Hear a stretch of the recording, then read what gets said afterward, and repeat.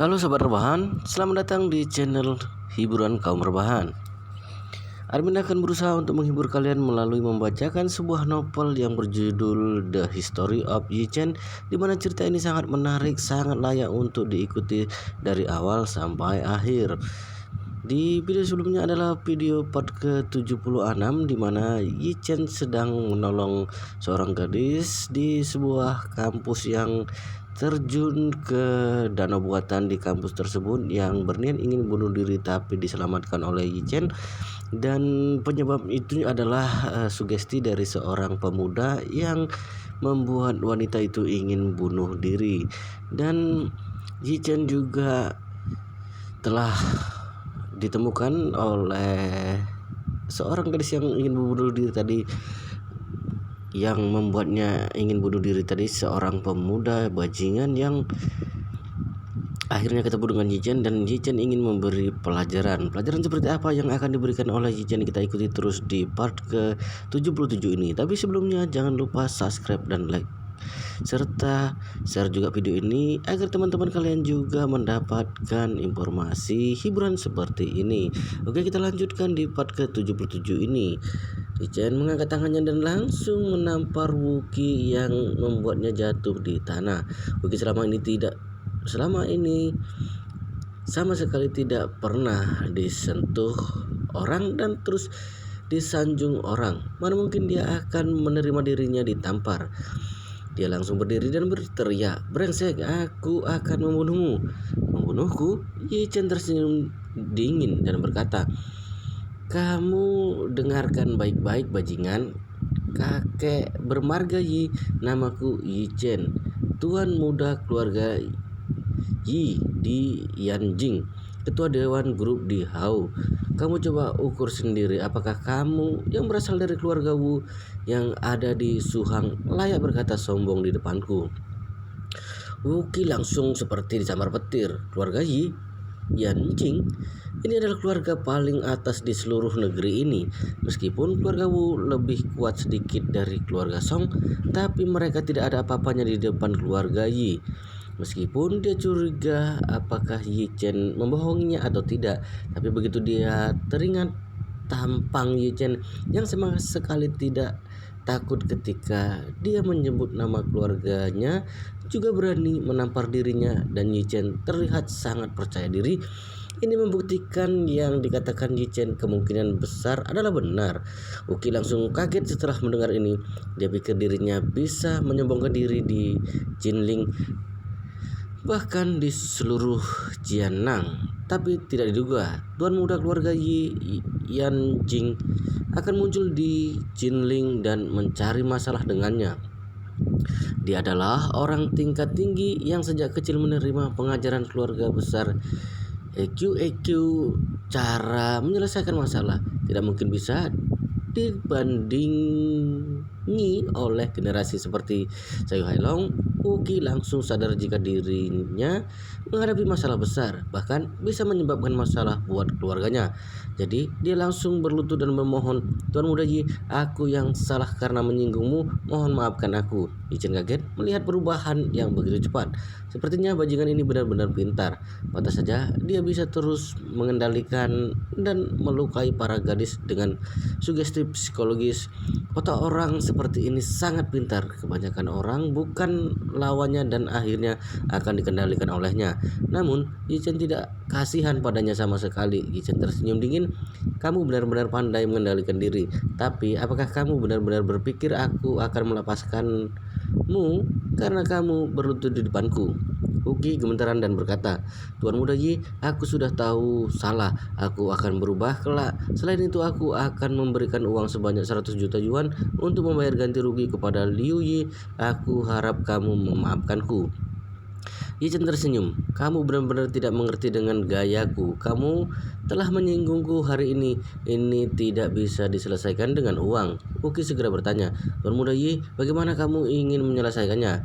Yi Chen tersenyum licik dan berkata, "Aku ingin mengembalikan metode yang kamu pakai pada dirimu sendiri." Wuki tercengang. "Apa maksudnya? Apakah dia ingin memberikan sugesti psikologis padaku? Bagaimana mungkin?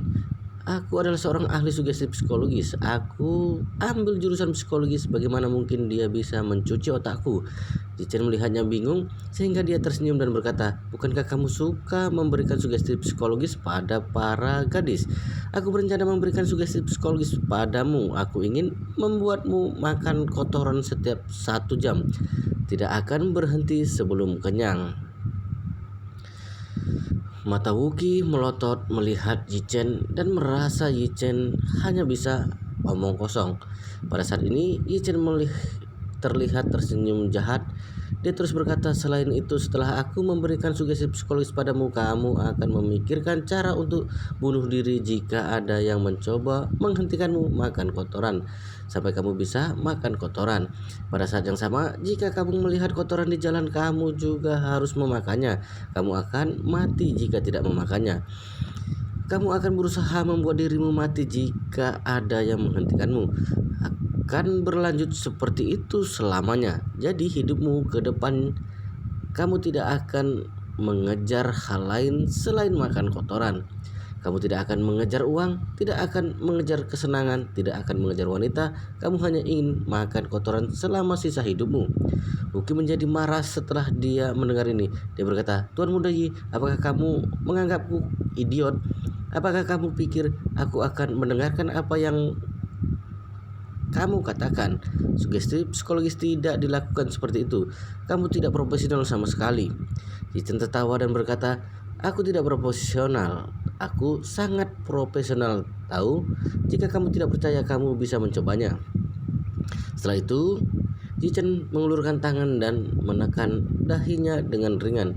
Seluruh tubuh Wookie seperti disihir. Dia langsung terdiam selama belasan detik. Setelah itu matanya tiba-tiba melotot sambil bergumam dengan cemas. Di mana ada tai? Di mana ada tai? Aku akan mati jika tidak bisa memakannya. Aku akan mati. Di mana ada tai? Setelah itu dia lupa siapa Jichen. Dia langsung berbalik dan berlari ke asrama karena ada suara di otaknya yang memberitahunya jika di toilet di bangunan asrama dan kotoran yang bisa dimakan. Terjadi sesuatu yang mengejutkan di bangunan asrama Universitas Finance dan Ekonomi Jinling. Wookie, pria idaman kampus, anak orang kaya, tiba-tiba masuk ke dalam toilet. Dia segera menendang seorang teman kuliah dan sedang duduk di kloset. Ketika mendengar penggalan cerita di bagian depan, sepertinya cerita seorang teman yang sedang menindas teman kuliahnya. Tapi ketika mendengar cerita di belakangnya, akan merasa sangat jijik. Setelah dia menendang teman kuliahnya itu, dia langsung mengambil kotoran yang baru saja dikeluarkan lalu memasukkannya ke dalam mulut. Ketika dia menelannya, teman satu kamarnya langsung muntah. Teman-temannya juga tidak tahu kenapa dia tiba-tiba seperti ini. Mereka segera menelpon dosen. Wookie baru saja selesai memakannya sewaktu dosen datang. Mulutnya bahkan masih belum dibersihkan sehingga membuat dosen muntah. Meskipun muntah, dosen itu jika latar belakang keluarga Wu sangat kuat, jadi dia tidak berani lengah. Dia bertanya sambil menahan rasa mualnya, Wookie, ada apa denganmu? Pada saat ini kesadaran Wookie telah kembali. Dia merasakan ada bau menjijikkan di mulutnya. Dia langsung menyekanya dan menciumnya. Dia hampir mati karena merasa jijik.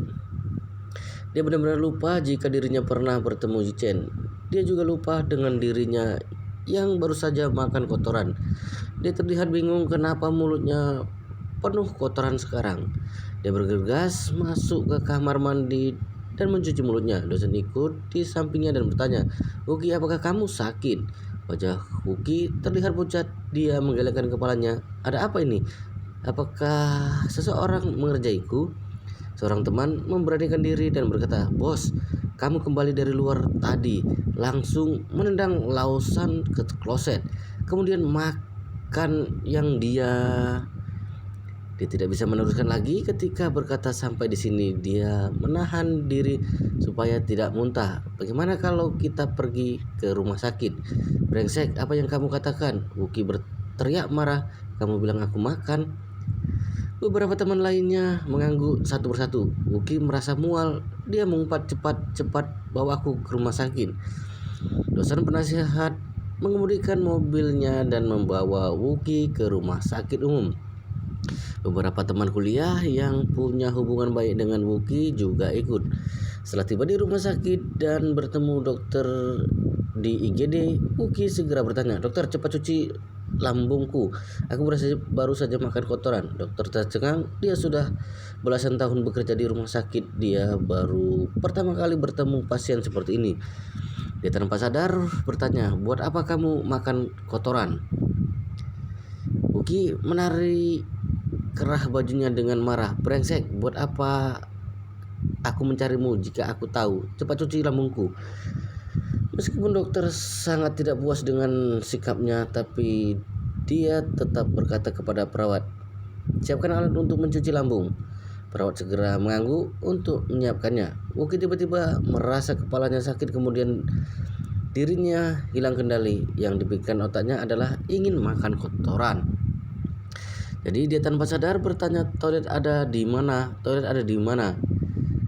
Dokter tanpa sadar menunjuk ke sisi kanan dan berkata, "Belok kiri dari arah sana dan jalan sampai ke ujung." Wuki langsung berlari ke toilet setelah mendengarnya. Dosen penasihat dan beberapa temannya segera mengejarnya. Begitu Wuki masuk ke toilet, dia langsung membuka salah satu pintu. Dia bukan masuk buang air tapi melihat dalam kloset. Dia segera keluar. Ketika melihat klosetnya kosong, kemudian membuka pintu kedua. Semua yang ada kaget melihatnya. Apakah dia mau makan kotoran lagi? Pada saat ini Wuki menarik pintu kedua. Kebetulan di dalam ada seorang kakek tua. Wuki segera bergegas ke arahnya, tapi orang-orang langsung menariknya dan berkata, "Jangan Wuki, jangan." Wuki berteriak histeris, lepaskan aku, biarkan aku makan kotoran, aku mau makan." Semua orang hampir pingsan. Ada apa dengan orang ini? Kenapa dia tiba-tiba menjadi gila? Kalau tidak gila, kenapa dia tiba-tiba mengamuk? Kenapa dia berusaha mati-matian untuk bisa makan kotoran? Dosen penasihat berteriak pada saat ini, cepat bawa dia keluar." Maka beberapa orang membawanya keluar secara paksa. Wuki langsung berteriak histeris begitu keluar, "Lepaskan aku mau makan kotoran, lepaskan aku akan mati jika tidak melepaskanku, aku mohon lepaskan aku." Seluruh ruangan IGD langsung heboh. Mereka telah melihat berbagai macam penyakit, tapi siapa pernah melihat orang yang mengancam akan mati jika tidak makan kotoran? Selain itu, pemuda itu masih muda dan tampan. Pukulan apa yang menyebabkan dia seperti itu? Dokter merasa canggung dan bertanya. Dia baru saja mengatakan ingin mencuci lambungnya, kenapa tiba-tiba mengatakan ingin makan benda itu lagi? Aku curiga mungkin ada yang salah dengan saraf otaknya. Bagaimana kalau kalian bawa dia periksa ke rumah sakit jiwa Aoyama? Dosen sehat juga berpikir seperti ini bukan penyakit organ tubuh, kemungkinan besar ada masalah dengan saraf otaknya. Maka dia segera berkata, "Mari kita pergi ke rumah sakit jiwa." Pada saat ini Wuki sudah hampir gila. Seluruh otaknya sudah dipenuhi pikiran ingin makan kotoran. Dia akan menyiksa dirinya sendiri jika tidak bisa memakannya. Dia terus menampar wajahnya sendiri dan berlutut di atas lantai ketika ada kesempatan dan membenturkan kepalanya ke lantai. Teman-teman kuliahnya menangkapnya, tapi dia semakin mengamuk dan berteriak, "Brengsek kalian. Jika tidak membiarkan aku makan kotoran, aku akan mati di depan kalian." Setelah itu dia mulai memberontak. Karena tenaganya sangat kuat, teman-temannya tidak bisa menahannya. Setelah dia melepaskan diri, dia bergegas ke arah toilet. Sekelompok teman kuliahnya segera mengejarnya, tapi kalah cepat darinya. Sewaktu dia tiba di toilet itu, dia menarik kakek tua di dalam keluar. Dia masuk ke dalam dan mulutnya mulai Kakek tua itu kaget, dia bahkan masih belum sempat memakai celananya. Dia kaget dengan pemandangan yang dia lihat. Dia segera merekam video dengan ponsel dan mempostingnya di TikTok. Sangat mengagetkan, ada orang gila yang merebut kotoran di rumah sakit umum.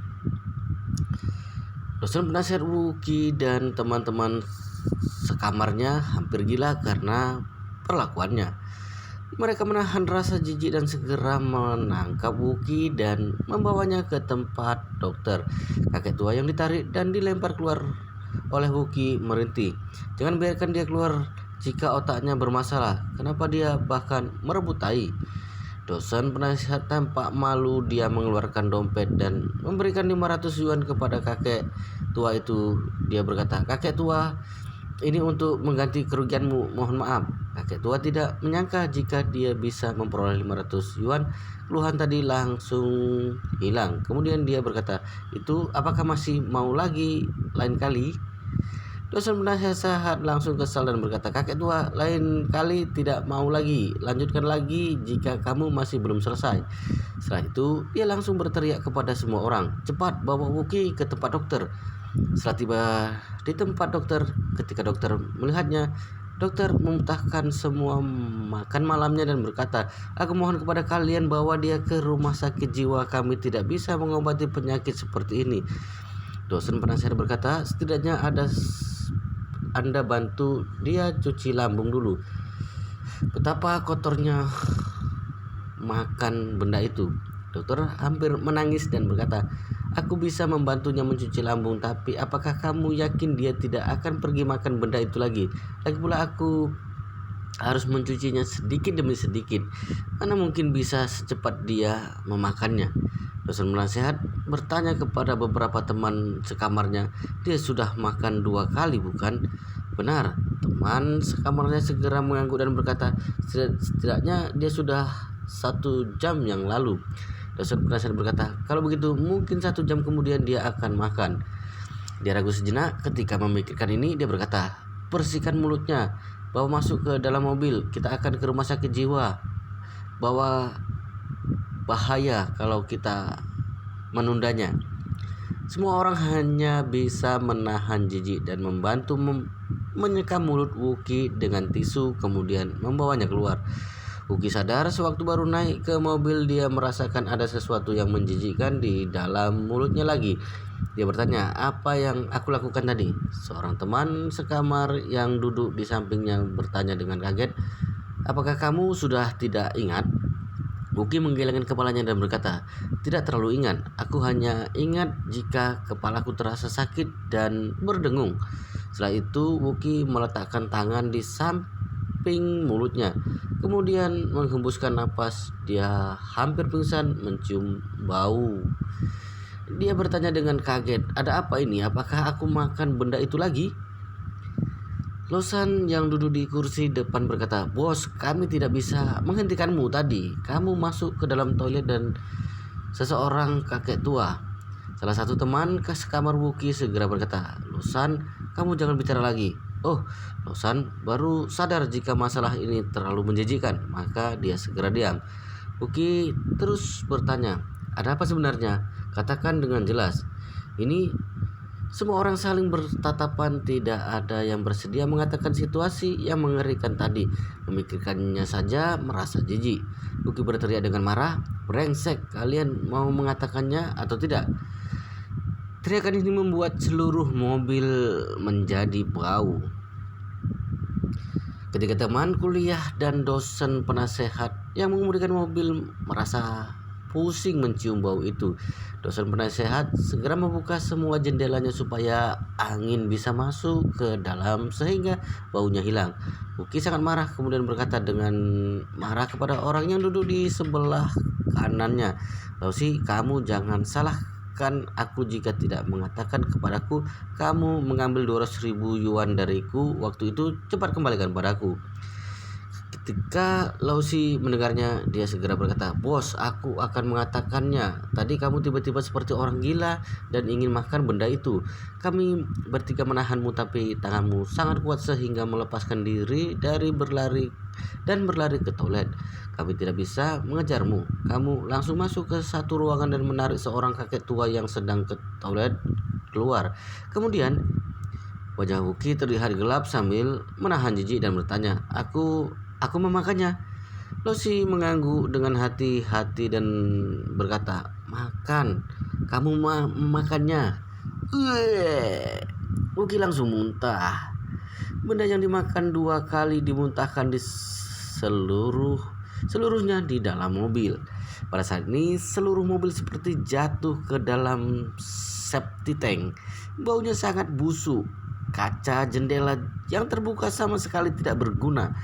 Keempat orang yang ada di dalam mobil sudah benar-benar hancur. Dosen penasihat merasa sangat sial. Dia baru membeli mobil seharga 200.000 yuan, baru memakainya 2 minggu. Mungkin dia tidak bisa memakainya lagi karena muntahannya ini.